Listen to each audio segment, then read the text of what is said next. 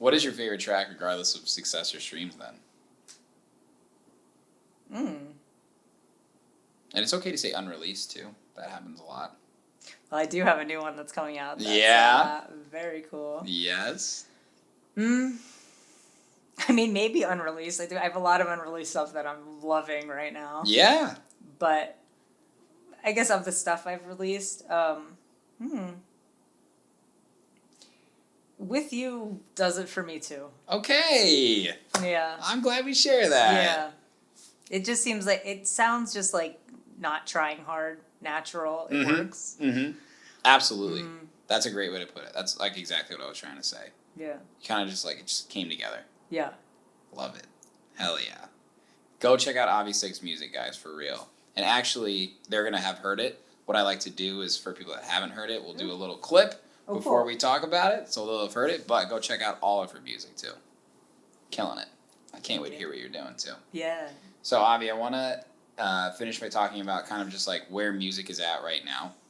Okay. And where you think it's going to be. And I wanted to start by talking about DJ culture. Something that I think a statement you and I hear a lot is everyone's a DJ. Yeah. Right? We've been hearing that. It's a statement that it's kind of a blanket statement, but there's no doubt the barrier to entry as a DJ is the easiest it's ever been.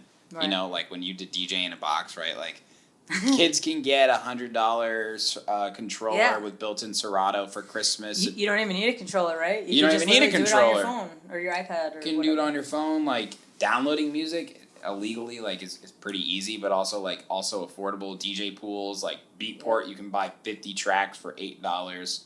Oh wow! I guess some of these like large compilations. Okay. I guess my question is like, are we hitting that peak of everyone's a DJ? And like, will DJing like go out of style? Like, is it a trend? I mean, it's a kind of a convoluted question. It's a little open ended, but like. Well, it's funny. Like years ago, if I told people I'm a DJ, like it's more like, oh, like what's that? Like, what exactly does that mean? Yeah. Now I'm a DJ. Hey, I'm a DJ. Oh, you're a DJ. Yeah. Of course, everybody knows what a DJ is. Like, right. Everyone from like your grandmother to whoever knows what a DJ is now. Yeah, that's true. Back then it was a disc jockey. What are you talking? They thought I was like talking on the radio or something. Like, no, it's definitely become mainstream, as mainstream as it can be. Yep. But I mean, what was the question? Is it peaking? I mean, like, are we hitting a peak of that? Like, do you think that people, because becoming a DJ is an easy thing, but becoming successful as a DJ is another thing, right? And I think it'll continue to be that way for a long time. Yeah. Like, it's still gonna take. There's still only gonna be certain people that are household names. Yeah. There'll be a new wave at some point. I also think the whole metaverse and this whole new virtual reality world is going to influence the answer to that question. Yeah, I agree too. A lot. Yeah. Like, at some point it really might not be physically DJing in a club. Like it might actually be like the bedroom DJ will be the famous DJ playing a festival in the metaverse. Like you can reach more people that way too. You really can. Yeah.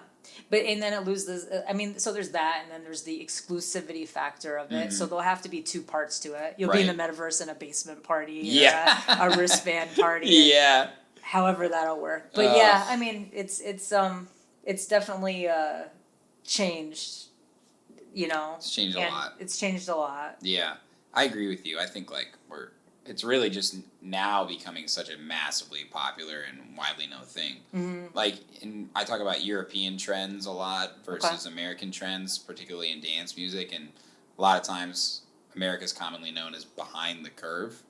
For dance music, sure. Yeah, but like, there's a lot of innovation and collaboration that's going on in America right now too, like with DJs and stuff, and I think you have a great point about the metaverse. Like, we don't know what the future of DJing looks like. Right? Because if you want to be a world touring DJ and you don't produce music, that's very difficult to do, right? Yeah. But what is the next cornerstone for DJing? Like, I don't think any of us know, because there are producers that can't be DJs and there are DJs that can't be producers, and like, So Yeah. what else is out there? Is there another arm that we don't know about yet? That's interesting. You know? There always is. It just There has, always it is. just has to be found. It's gonna grow sometime. Yeah. So I don't know. It's a really interesting. Literally thought. a robot arm. Literally a robot arm. That could be it too. But it's a question I like asking someone with so much experience like you, because I mean there are a lot of DJs that I'm sure approach you wanting to learn about the industry and DJing and the business side and all that stuff. Happens to me, and I try and just give them the hardcore facts up front. Like, you got to know you got to commit to this. Yeah. Right? Absolutely. And it's not going to be all fun and games the whole time. And sometimes you're your only fan, and that's the truth. Yeah. It's sad, but like... I know, I was like, oh. You're right, but you knew. You've had those moments. And yeah, it can, there's, there can be a lot of disappointment, but there's also like a lot of, there can be a lot of high moments. Yeah, So exactly. it's just balancing those. Not everything is what it looks like on Instagram, and everyone that you see has had a road to get where they are now. Mm-hmm. So Truth. Yeah. Truth. Everyone's just got to find theirs for themselves, Yeah, and we all have a different path to success too. Yeah. I think that's important to understand. It is. I mean, nobody knows. Look, yes, it would be nice to be like the most famous DJ in the world and make $1 billion and get to play these festivals and this and that. But then, like, you see the other side of it, like Avicii, for example. Yeah. And like, no, it's not. The grass is not always greener. You don't know what everybody's going through or how, what they're really giving up to be in those certain positions, Yep. Like, if you're just happy doing what you do, like, really doesn't get better than that. Us as people, we always want to do more. Yes. That's just like that's a thing. It's success, the drive, and that's the best quality to have. But when you think so big, you can get down on yourself. Mm-hmm. So I think it's a lot of just pulling back and realizing the accomplishments that you've made. Yeah. And let that really sink in and have that be, enough.